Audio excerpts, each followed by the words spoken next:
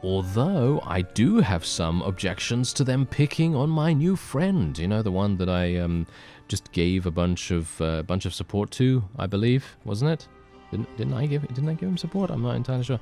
Anyway, lovely, isn't it? Yes, I instantly forgot who it was that I gave support to, but doesn't matter because we're going to help the castle.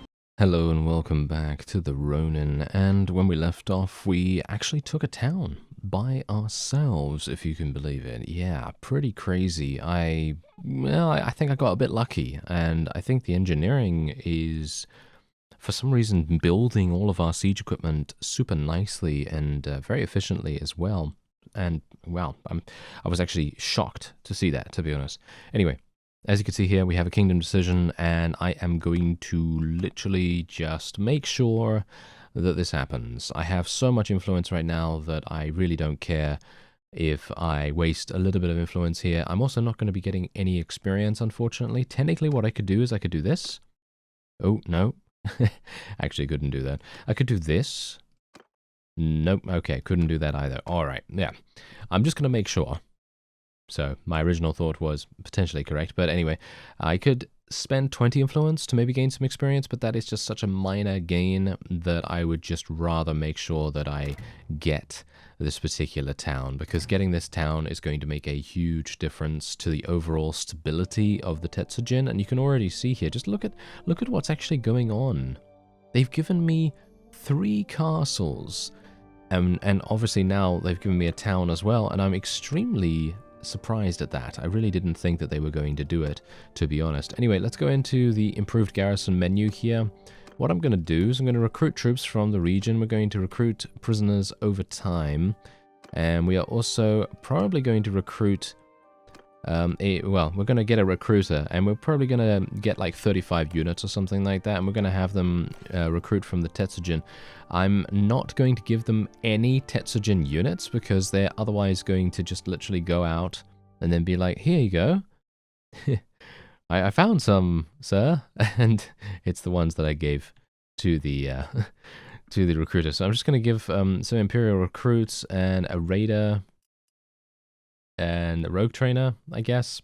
That seems decent enough, I guess, for preventing it from being attacked by huge amounts of really, really small bandit parties. And otherwise, we're going to be training the troops in the garrison as well. We're going to be setting the tier to 4 this time around because it's not a castle. Technically, what I'm basically doing is making it so that the garrison is slightly better because it's a town, and you would expect a town to have a better garrison in general. I could go basically absolutely crazy and just go for tier 6, but that is, in my opinion, a little bit imbalanced, and it's pretty simple to do that, but it is also going to make us go bankrupt extremely fast, so that's something that I don't want to have happen to us. Thank you.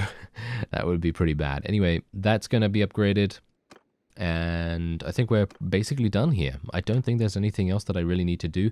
I could go into the marketplace. There's only it's 13,000 that they have. I mean, technically I could sell some stuff, and we do have quite a wide variety of different things here. Oh yeah, someone mentioned that I actually did pick up some armor. Thank you. Thank you for that, because I had no idea. I had no idea that actually happened. But look at this. This is actually insane. This armor looks super cool as well. It literally shines and is reflective in the lighting systems behind us right there, or technically in front of us, well, in front of our character. And it is fantastic. This armor is super, super good. And I am very pleased that I did not sell it. I mean, I think I probably would have seen it without someone commenting about it, but I very much appreciate you actually letting me know, because you never know about me, you know. Sometimes I'm just like, oh, okay, I'll just sell everything, and then I sell everything, and then I end up losing some of the greatest stuff in the world. So yeah. Thankfully, that didn't happen this time. I should definitely get some new bolts as well, by the way. Someone said that I should maybe look at getting some improved bolts. And as you can see here, unfortunately, it doesn't seem like there are any options available that are really going to make a huge difference to us. Unfortunately, arrows seem to have a much wider variety. So Yeah, I think that's probably because the Tetsujin, of course, mostly use bows, and as a result, they're not going to have a huge selection of, well, bolts. So, yeah, that's obviously a bit unfortunate. Anyway, I'm actually going to sell some weapons, but I would like to just go into the smelting menu here because I'd like to see if I'm going to miss out on any... No. We're not missing out on anything at all, so I can basically...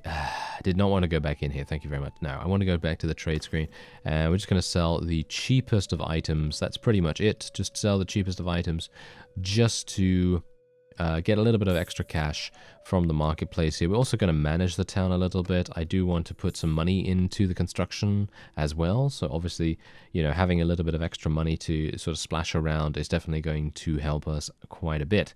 Otherwise, we're going to be making some workshops here. This is almost done, but the siege workshop, I don't really care about that too much because we've already got it at rank 2, so it's not really necessary, in my opinion at least.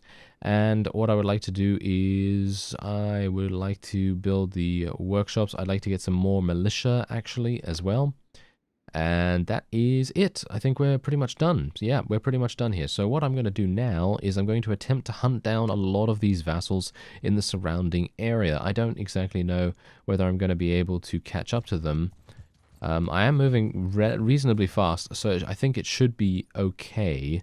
But bear in mind that the garrison does not have a very considerable defense at all at this point. So pretty much what's going to happen is if it is attacked, it will more than likely get taken if I'm not in the area. And wow, I am blown away by how cool this armor looks. It really does look fantastic.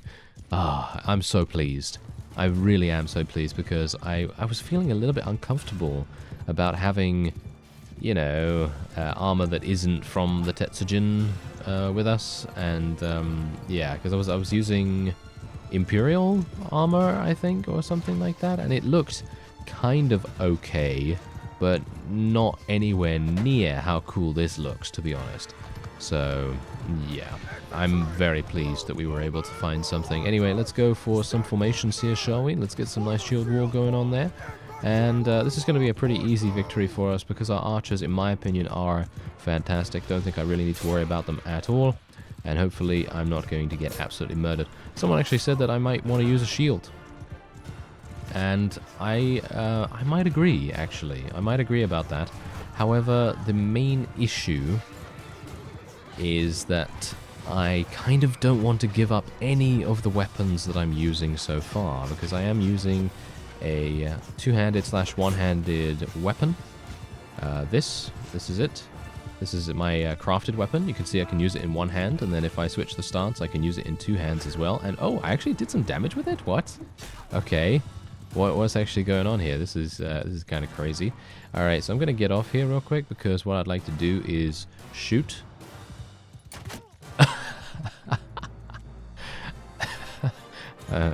Okay. Thank you. All right. That was great. Yeah. Me saying thank you right there, that is literally just to the crossbow RNG gods, you know, because I was literally thinking to myself, you know what, this is a bit risky. I think I might actually end up dying here, but thankfully, no, I did pull out a pretty amazing, accurate shot for once.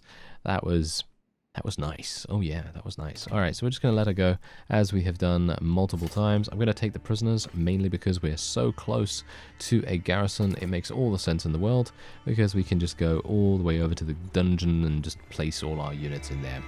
And then we don't really have to worry about them. Because then what we can do is we can place all these guys in here, and then they can be automatically recruited by improved garrisons. Obviously, improved garrisons is going to take quite a while to do that, and it is going to be quite expensive to be able to convert these prisoners, but in the end, I think it will be worth it. I can just hope that it's not going to bankrupt me in the meantime. That's going to be pretty awful. Anyway, thankfully I didn't take any damage, so we can head straight into the next fight. And I'm actually almost at 175 scouting. Pretty good. Not bad if I do say so myself. I'm pretty liking that because that means that we're going to be moving even faster on the world map. We're going to be having a lot of extra vision range as well. And for those of you that remember the Khuzait Khanate series, there was an episode in that called How to Level Up Scouting. Alright, now for those of you that seen it, for those of you that have actually watched that series, then you know what I'm talking about. But for those of you that haven't, I will not spoil what happened. But basically, something amazing happened with our scouting skill, and well, it was it kind of blew me away, and I was able to see extremely far, and it was great, absolutely fantastic. But yeah, that's a once in a lifetime kind of thing to happen, actually, I think. So probably won't happen again ever, because it's probably, I don't know, maybe it's been changed or something like that. But I think it was a pretty rare one, actually. I think pretty rare for it to happen. But otherwise, anyway, let's get our cavalry into a decent place. Oh, they've got a bunch of Imperial Sergeant crossbowmen.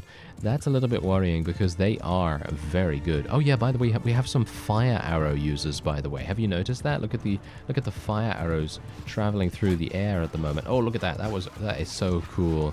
That is really, really cool. I love that. That is so nice to see. It really is. Alright, we're going to just move our forces into the enemy. We're not going to break formation or anything like that. We're just going to be, you know, telling them to pretty much just move in. That's it. While they are in shield wall formation. Hopefully they're going to be able... Are they actually attacking? I'm actually wondering whether they're even attacking at this point. But yeah, I think they are. Anyway, we're just going to try and get a couple extra kills with my polearm here. Generally, I found that thrusting with it manually is much better than just couching, because I feel like I'm sort of should we say, misestimating the length of the polearm I'm using. Maybe because I'm not used to it, but generally I end up missing quite often, and I don't really like that, especially when I'm up against another cavalry user with a similar weapon. I know for certain that I have one of the longest weapons in the game. I think this is, I think it's like 247 reach, which is pretty lengthy, you know? It's pretty lengthy for a lance / spear polearm thing. And some of the longest I've seen are about 260, so it's definitely at the higher end.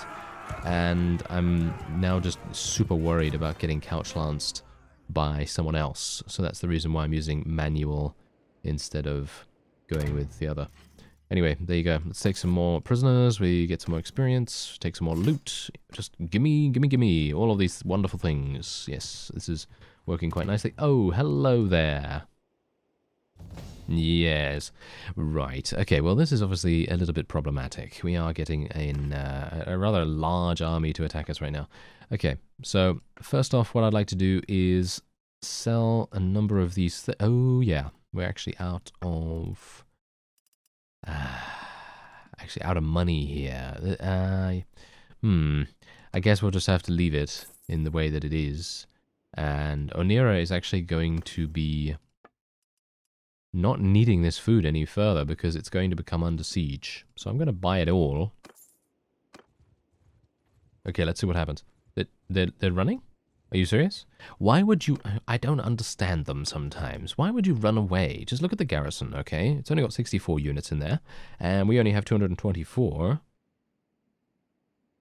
And the enemy has an almighty 523. Actually more than that, because some of them are wounded. So you can also see here that they're... Wow. Yeah, that is pretty daunting.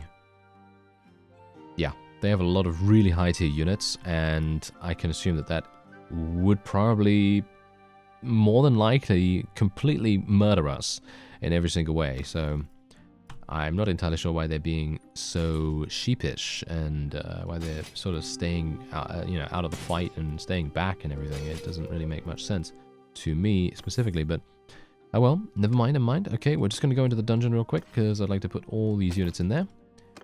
And then they're going to hopefully get converted. I'm going to just wait and see what happens. I'm assuming that they're going to go over to my other castle, which is all the way over there. And personally, I don't know whether I care about that, because if they do end up taking it, then it's definitely something that I think is alright. I don't think that there's anything that we can really do about it. I'm going to spend 40 influence to stop another war here. This guy seems to know what's up. Hanzo, not so much. He seems to be a little bit silly in attempting to make war against another faction, especially the Western Empire. The Western Empire seems to be... Yeah, they're fine. Look at this. They're not even weakened. I don't know why you would want to declare war against a faction that literally has 6 towns. They're perfectly fine. They haven't been touched at all. And that is actually the case for most of the enemy factions. So, bit of a weird choice, but alright. Anyway, there's another vassal down here, actually a defector, and I would like to be able to fight them. Another castle has been taken. Okay, that's pretty good. That's quite nice. Okay, so before we go anywhere else, I'd like to just check and make sure that I've spent all my perks. Yeah, it seems like I have.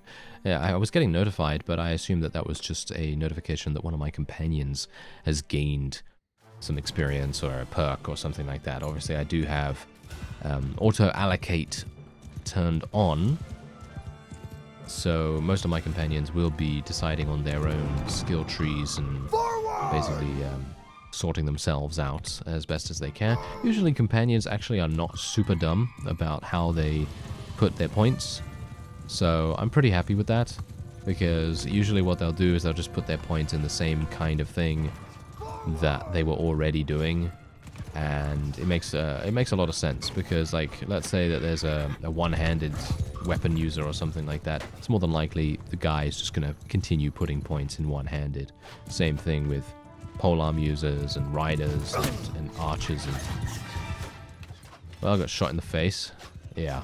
Someone actually suggested that I reduce the damage done to my character specifically, and that's something that I've never done in any of my series so far in Bannerlord. But I'm actually considering it right now, because personally, I don't feel like I should have died there. I was running on a horse. I was going parallel to the opponent. It should have been much more difficult for them to hit me, but they hit me for 109 damage through a neck shot.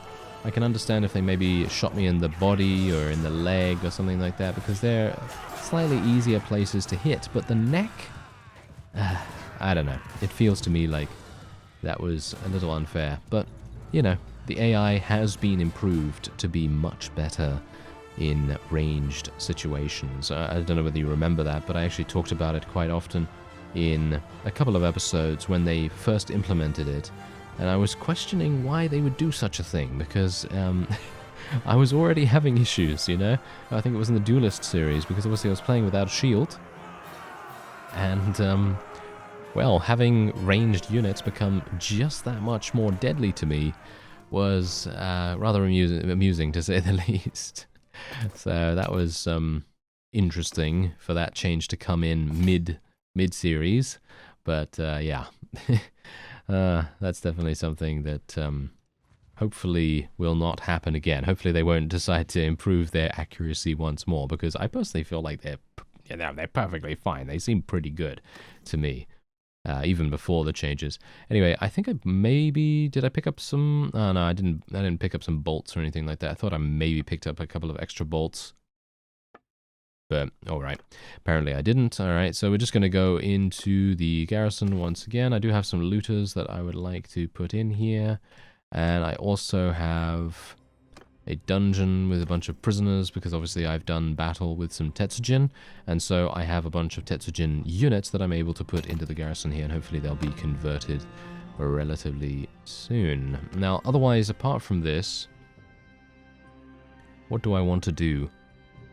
I want to manage the garrison, actually, because I feel like what I should do is I should probably take out a bunch of these high-tier veteran longbowmen and some of the other high-tier units that have been automatically garrisoned here. Bear in mind that that happens as a result of either the base game, or I think it is the base game, actually, because that has happened in other series as well when I haven't had improved garrisons installed, but generally it does happen, and it would be quite good for me to take advantage of this, at least a little bit, now that I've placed more units in the conversion chamber, shall we say, and they're going to hopefully be able to recruit a bunch of extra prisoners to our cause. Now, Melion Castle is going to be taken. I don't know whether I really care about that, as I've said. I'm not entirely sure whether it really makes that much difference. And let's have a look here. Okay, so we've got 21 relation with Hideyoshi so far, and Yoshinobu, yeah, he definitely needs to get a little bit extra relation with us. I'm thinking I'll spend 100 influence, actually. I'm going to spend 100 influence to gain 40,000 charm XP. I mean, just look at that. That is just... oh, that is so nice. It really is super, super nice. It's the same thing with doing smithing, you know, like you saw in the previous episode. We just power leveled, basically, a huge amount, and that was really, really nice. I like it a lot. Anyway, I'm going to basically just wait here for some time, and if they want to take Melion Castle, then they are welcome to do so. I don't have any objections to that. Although, I do have some objections to them picking on my new friend. You know, the one that I just gave a bunch of support to, I believe, wasn't it? Didn't I give him support? I'm not entirely sure. Anyway, lovely, isn't it? Yes, I instantly forgot who it was that I gave support to, but doesn't matter because we're going to help the castle, and we have a little bit of extra combat strength, and that should be enough to give us the victory. This is also going to give us a massive amount of relation with this particular lord as well, because he was going to lose this. He only has 22 units remaining in his army. I actually attempted to get there much quicker, but unfortunately we don't have a very good amount of riding skill, and well, as a result, it takes me a bit of time to get from point A to point B. Alright, so, oh, they're actually really far away. What? They're super far away. Okay, so we really don't have to worry too much at all. So what I'm going to do is I'm not going to move my infantry into shield wall formation just yet, because basically, I don't know whether you've noticed, but when you put the infantry into shield wall, they move at a snail's pace, absolute snail's pace, and that is definitely not something that we really want right now when we're getting into position. We do not want the infantry to be lagging behind everyone else. That would be pretty terrible, to leave our archers without any kind of support at all. So, yeah, generally we're going to just be a little bit more aggressive here. And I think what we're also going to do is I'm actually going to make a little bit of a vanguard here. So what I'm going to do is I'm going to tell these cavalry to follow me. I'm going to tell these horse archers to follow me as well. And they're actually shooting at them. As you can see, they're actually shooting at them right now. I'm going to tell them to charge in right here. And we're going to tell... oh, they're actually... Yeah, I left my infantry without any support whatsoever, didn't I? That was a huge error on my part. I didn't realize that they were actually so close. That was the main issue there. Right. Well, not much to be done about it now. The only thing that I can do is basically just charge in and see if I can do some damage. My archers should completely destroy every single enemy in the vicinity, if they are allowed to, of course, but I think we should be alright. If I could actually hit someone, that would also be fantastic. As you can see, I'm doing absolutely fantastically. I'm doing a very, very good job. I'm hitting every single target that I aim for, and now I'm going to get shot in the face and killed. Well, I didn't get shot in the face and killed. My horse got taken out, but yeah, I'm sorry. I have off days, you know, just like anyone else. I have off days, and generally the previous episode was also a bit of an off day, and today is also not particularly good. So that is a sighing moment. That is indeed a sighing moment. Okay, well, it's not too bad because, as you can see, the overall casualty report that we're having right here is not even bad. We're literally losing 32 units, which is really not that big a deal. Unfortunately, we are losing a lot of sword masters. That is my fault, though, by the way. I am 100% prepared to take responsibility for my army composition, because the army composition that I really wanted to have was a bunch of shield masters, not sword masters. Even though sword masters are super fun to watch because they are basically berserkers with huge two-handed swords that run at the speed of light, well, shield masters are just much better at surviving against archers. And of course, because the enemy had so many archers, they completely ripped into the sword master's lines, and they were able to deal massive damage before my archers were able to get into a supportive position. And again, that was also my fault and my problem indeed. So anyway, there we go. We were able to take a number of them prisoner. I'm going to be letting most of them go. As you can see, good amount of charm XP right here. That guy was just a regular vassal, not a special one or anything like that. We're going to take all the prisoners as well, and we're just going to move on. They might have some bolts. These guys might actually have some bolts. No, they just have regular bolts, as you can see right there. Well, that's a shame. Can't really do much about it, though, I guess. I think I probably just need to try and venture to a place like Vlandia or something like that, where they use crossbows quite often. I think they only use crossbows for their ranged units in comparison to the Imperials that have a pretty diverse ranged unit composition possibility. So yeah, it would probably be a good idea for me to go over to Vlandia. However, Vlandia is extremely far away, so it's highly unlikely I'll be able to make a trip there anytime soon. Unfortunately, my warhorse is now lame, so I will have to swap it out. I would like to... Yes! Oh! There we go.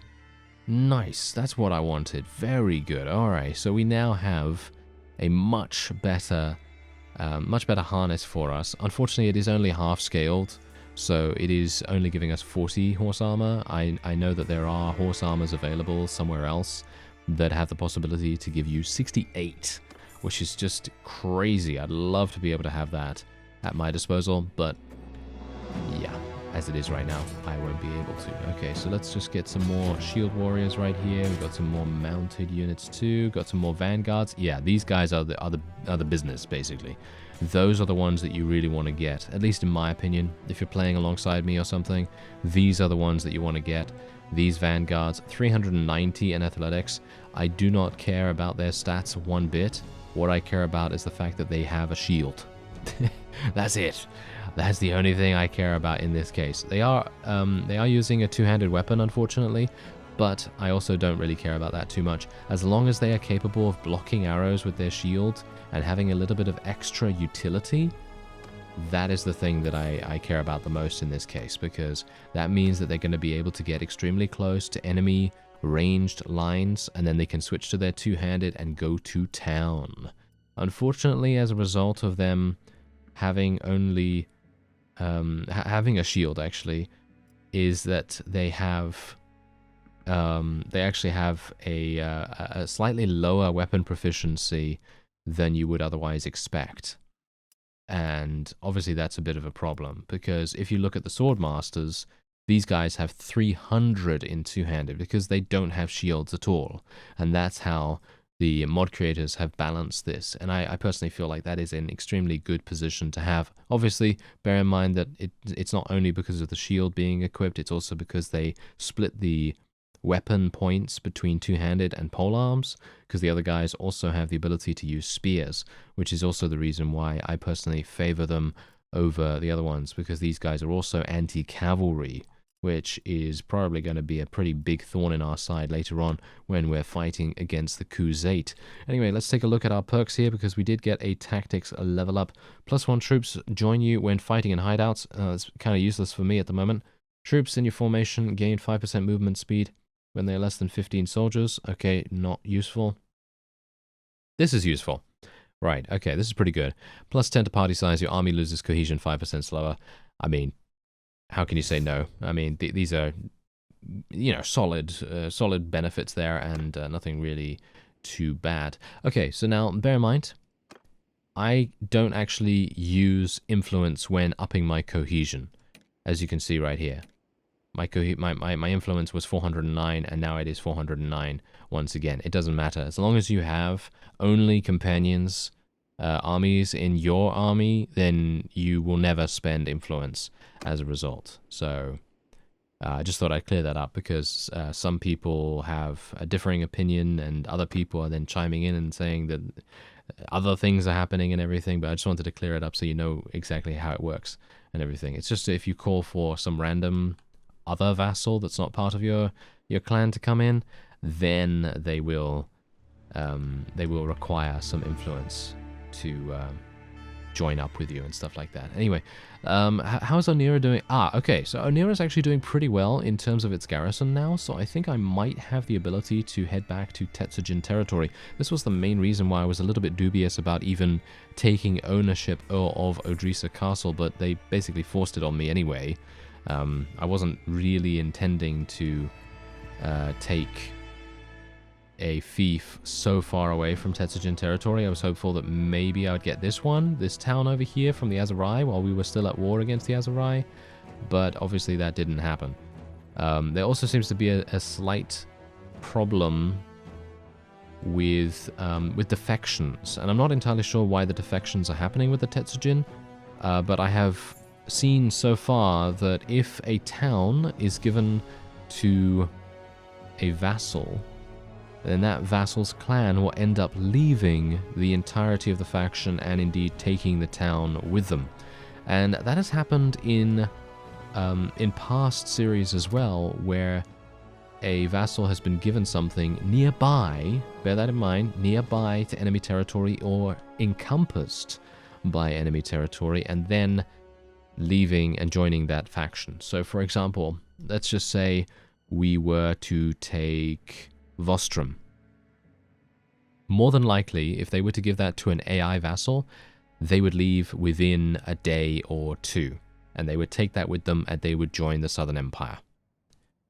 I don't know why this happens, but I assume it is not intended. I think it's a bug of some kind. I obviously don't know whether it is for sure, but I personally feel like that's not how it should work. I feel like it should be very different, actually. I don't think it should happen like that. So, yeah. Anyway, I'm just going to continue to take some warhorses here, and we are going to also sell some stuff. So we're basically just going to sell a lot of our weapons here. Not a huge amount, obviously, not like everything, but I'm just going to bankrupt the entire town here. I'd also like to get some more food as well. Even though I do have 70 days worth, I'd like to get some more variety so that my steward skill can continue to level up. And we're going to try and get a whole bunch of these rarer food supplies like dates and beer and wine and all that stuff. Just kind of pile it all on there. And how are we doing? Okay, I'm probably going to need some mules and things, so let's just buy a couple of those. And there we go. All right, so that seems pretty good to me. And we are now going to go and... Oh, yeah, it seems like they've already recruited. Okay, that's fantastic. That's also something that I really think is amazing about having an army with your party members or your clan members in it, because then it means that it's super, super quick to get them kitted out in new recruits, so you don't always have to micromanage them or anything like that, because micromanaging is super annoying.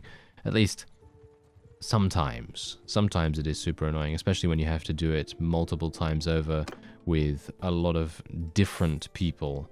It definitely has a bit of a sort of grinding sort of situation happening, which sometimes is cool. I like grinding just as much as the next person. I've played my fair share of MMORPGs and maybe JRPGs as well, because JRPGs do tend to have quite a bit of grinding. But I like that. That's the point. I like that kind of thing. So it's enjoyable for me, but maybe not for the next person. So, but in this game, I don't really like the grinding aspect of having to micromanage and so on. So I think it's pretty nice that they automatically do that for you.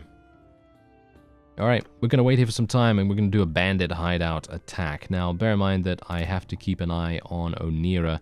I really don't want it to be besieged. Melee on castle, I don't really mind about, as I've said before. Even if it does get taken, so be it. If they want to take that, then that is up to them. We are just going to go in here with our vanguards, I think. Not all of them, of course. We're just going to go in. I think we're going to go in with about 10. Because I think it's way too... I think it's way too powerful for me to be able to go in there with more than 10. So we're just going to go in with 10. And I'm going to try and level up my crossbow skill a little bit as well. And that's going to be quite fun, I think. Alright, so sniping action commencing. Let's see if we can make it work. No headshot.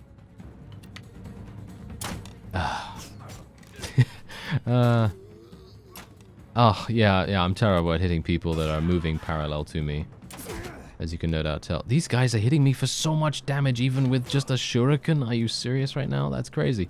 Alright, well, we're just going to tell our guys to charge in. As you can see, they're using shields, which is fantastic. Obviously, their katana is actually a two-handed / one-handed weapon, so they are capable of using it in a one-handed fashion, but it is going to swing a little bit slower as a result of being also a two-handed variant. That is a thing that has always been present in Mount & Blade games, especially in Warband. That was a very big component of using a one-handed / two-handed weapon. because usually what you'd prefer to do in that case is have 2 different weapons, one one-handed and one two-handed, rather than just having one that is a hybrid of both, because you do gain a slower swing speed when it's in one-handed variant, and you also, as far as I'm aware, do have a bit of a damage loss as well. So there's also that to take into account. Oh, I am terrible today with my shots. I mean, I think I used up all of my skill in that one shot that we had earlier in the episode, to be honest. I think that is what is going on here. Alright, let's do this. Ooh, I'm actually pretty quick. I'm surprised. I'm surprised that my two-handed skill is allowing me to swing so incredibly fast. Look at this.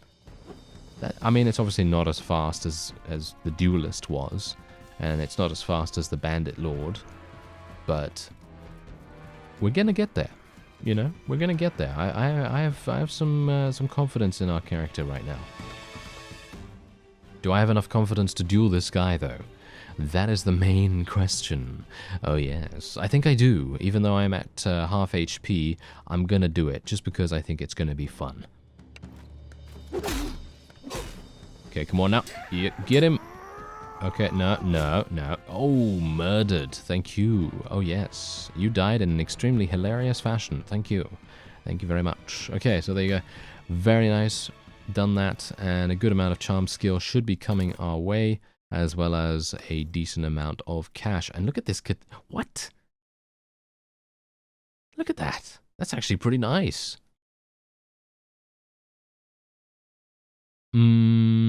It's actually slightly, I mean, here's the thing. It's just a little bit different in terms of its stat coverage in comparison to what I'm currently using. Mine gives us slightly more damage and slightly more length, but that is basically it. I just like using Hurricane Blade, but maybe I should change it out and see what's happening with it.